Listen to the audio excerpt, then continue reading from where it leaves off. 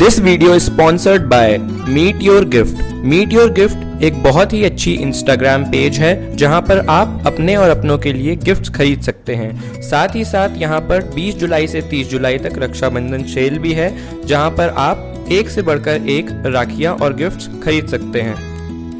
नमस्कार दोस्तों, एक बार फिर से आप सभी का स्वागत है हमारे इस YouTube चैनल मीडियोराइट हिंदी पर। तो आज फिर से एक बहुत बड़ी खबर लेकर हम आपके लिए हाजिर हैं, जिसमें आज हम प्राइमरीली बात करने वाले हैं आज़ाद पठान हाइड्रो पावर प्रोजेक्ट और कोहाला हाइड्रो पावर प्रोजेक्ट के बारे में। ये दोनों प्रोजेक्ट्स आपको मिलेंगे झेलम रिवर में, जो कि है POK यानी पाक ऑक्युपाइड कश्मीर में। तो हम अगर झेलम रिवर की बात करें तो ये ओरिजिनेट करती है from Jammu and Kashmir union territory. और इसको पानी कहाँ से मिलता है? इसको पानी मिलता है from a spring known as Verinag. ये स्प्रिंग बहुत ही ज़्यादा पॉपुलर है क्योंकि इसके बारे में कहा जाता है कि ये इसमें पानी कभी भी ओवरफ्लो नहीं करता और ये कभी भी ड्राई नहीं होती है।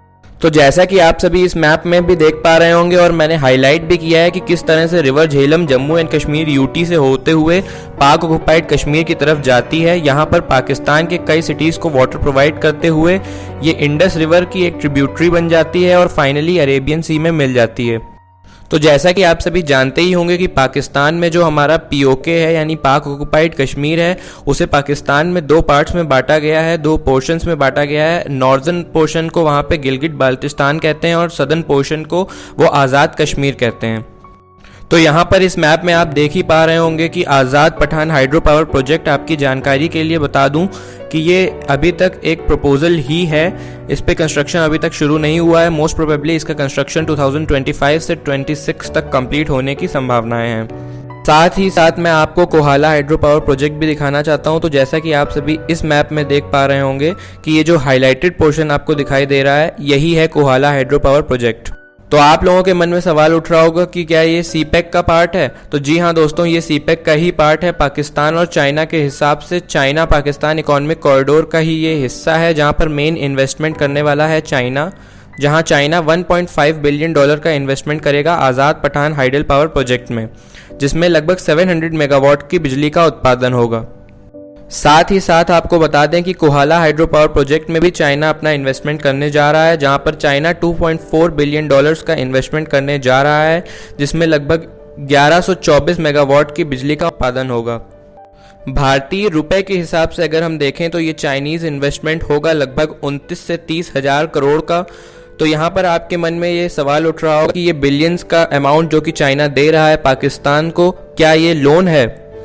तो यहाँ पर मैं आपको बता दूं कि CPEC में पाकिस्तान ने लोन लिए कितने हैं, ये पाकिस्तान में किसी को नहीं पता। CPEC से लिए गए लोन के बारे में, उसके इंटरेस्ट रेट के बारे में किसी को भी नहीं पता है, यहाँ तक कि उनकी पब्लिक और मीडिया को भी नहीं पता है। मगर जो चेयरमैन है CPEC के, जनरल बाजवा, उनका कहना है कि ये लोन नहीं है। चाइना क्या कर रहा है कि चाइना इन्वेस्टमेंट कर रहा है, उसके बाद इस हाइड्रो पावर प्रोजेक्ट से जो रिटर्न आएगा, जो इनकम आएगा इलेक्ट्रिसिटी को बेचकर, चाइना उसी से अपना प्रॉफिट कमाएगा। तो ये था जनरल बाजवा का कहना, मगर ये कितना सच है और कितना गलत, इस बात पे मैं नहीं जाऊँगा। मगर इसे शॉर्ट टर्म प्रोस्पेक्टिव से देखा जाए तो ये दोनों ही प्रोजेक्ट्स पाकिस्तान के लिए काफ़ी अच्छे हो सकते हैं। इसके ज़रिए पाकिस्तान में 8000 नौकरियां आएंगी, साथ ही साथ लोड शेडिंग की जो प्रॉब्लम है उससे भी उनको छुटकारा मिल सकता है। मगर इस पूरे प्रोजेक्ट को अगर इंटरनेशनल पर्सपेक्टिव से देखा जाए तो ये पूरा प्रोजेक्ट ही एक इलीगल प्रोजेक्ट है, क्योंकि इसे एक ऐसे प्लेस पे बनाया जा रहा है, एक ऐसे रीजन पर बनाया जा रहा है जो कि एक डिस्प्यूटेड टेरिटरी है बिटवीन इंडिया एंड पाकिस्तान।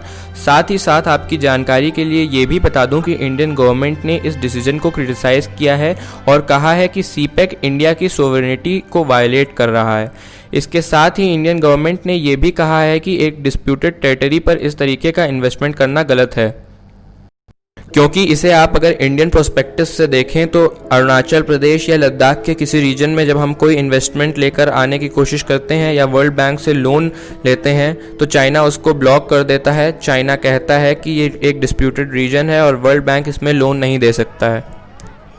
वहीं अगर हम बात करें POK की, तो POK भी एक वेल नोन डिस्प्यूट है ऑल अराउंड द वर्ल्ड। वहाँ चाइना इलीगली इन्वेस्टमेंट कर रहा है। तो यहाँ पर आपके मन में एक सवाल उठ रहा होगा कि क्या इंडिया ICJ यानी इंटरनेशनल कोर्ट ऑफ जस्टिस में कुछ नहीं कर सकता है? तो इसका जवाब है नहीं। इंडिया सिर्फ अपना विरोध दर्ज कर सकता है। एक और बात आपको बता दूं कि कुछ ही दिनों पहले आपने न्यूज़ में देखा होगा कि POK में इस प्रोजेक्ट को लेकर प्रोटेस्ट चल रहा है। क्योंकि वहाँ के लोग भी जानते हैं कि चाइना किस तरह से हम्बर टोटा में बहुत से कंट्रीज़ को फंसा चुका है। तो वहाँ के लोग भी डरते हैं कि कहीं ये पूरा एरिया चाइना के डेथ ट्रैप में ना आ जाए। आपको ये भी बता दें कि इस केस में पाकिस्तान और चाइना ये दिखाने की कोशिश कर रहे हैं कि कितना इम्पॉर्टेंट है सीपेक प्रोजेक्ट उनके लिए। साथ ही मैं आपको ये भी बता दूं कि जितने कॉन्ट्रैक्ट्स पाकिस्तान और चाइना के बीच में होंगे इस रीजन को लेकर, उतना ही डिफ़िकल्ट हो जाएगा इंडिया के लिए इस रीजन को वापस लेना। तो आप सोच रहे होंगे क्या इंडिया अब कुछ भी नहीं कर सकता है? तो इसका जवाब बहुत ही आसान है। इंडिया ने जैसा कि डिसीजन लिया है कि हम अपनी प्रेजेंस को साउथ चाइना सी में बढ़ाएंगे, तो साउथ चाइना सी में बहुत से नेचुरल रिसोर्सेज हैं जिनकी ड्रिलिंग करना चाहते हैं कंट्रीज़ लाइक वियतनाम। तो इंडिया फाइनली इन सभी कंट्रीज़ की हेल्प करेगा। आपकी जानकारी के लिए ये भी बता दूं कि ONGC ने साउथ चाइना सी में कुछ ही समय पहले वियतनाम के साथ ड्रिलिंग की भी थी, मगर वो एक बहुत ही छोटे लेवल पर थी। तो इंडिया को चाहिए कि इसी तरह की ड्रिलिंग को इंडिया लार्ज स्केल पर लेकर जाए और चाइना को प्रॉपर रिप्लाई दे। और इंडिया ऐसा बिल्कुल भी कर सकता है क्योंकि यहाँ पर इंडिया, US और आसियान कंट्रीज़ की नेवी यहाँ पर पूरी तरह से डिप्लॉयड है। तो दोस्तों, ये थी आज की हमारी वीडियो। आई होप कि आपको हमारी आज की वीडियो अच्छी लगी हो। आपने हमारी इस वीडियो को अगर YouTube में देखा है तो इसे लाइक और हमारे चैनल को सब्सक्राइब करें। आपने अगर इस वीडियो को Facebook या Instagram पर देखा है तो हमारी वीडियो को लाइक करें, साथ ही साथ हमारे पेज को फॉलो करें। जय हिंद।